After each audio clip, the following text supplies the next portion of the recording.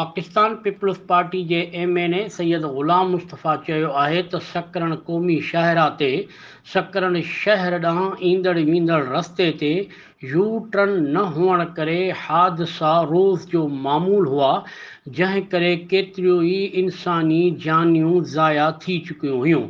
इन लाइ असां इस्लामाबाद में NHA जे ऑफिसरनि सां मीटिंग करे ॼाणायल मसइले ॾांहुं ध्यानु छिकायो, जिन मामले जी हसासियत खे सम्झंदे क़ौमी शाहरा ते ॿिन्ही पासनि खां यू टर्न मंज़ूर करे ॾिनो, जंहिंजो कमु हली रहियो आहे।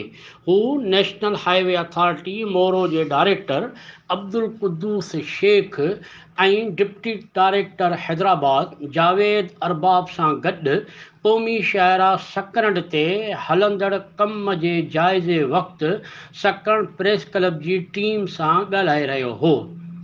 हिन चयो त 16 मिलियन जी लाॻत जी हीअ स्कीम आहे, जेका इनशा अल्लाह 1 महीने में मुकमल थी वेंदी।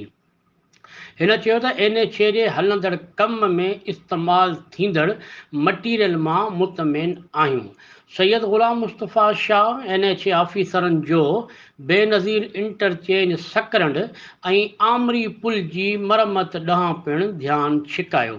रोड जे जाइज़े वक़्तु MNA सैयद ग़ुलाम मुस्तफ़ा शाह ऐं NHA ऑफिसरनि सां गॾु ज़िला काउंसिल नवाबशाह जो member Nisar Ahmad खेड़ो, सकरन press club जो सदर क़ादी जावेद सनाई, मुमताज़ अहमद खेड़ो ऐं रज़ा मोहम्मद सियाल समेत इलाइक़े जूं कई मौजूद शख़्सियतूं पिणु मौजूदु हुयूं।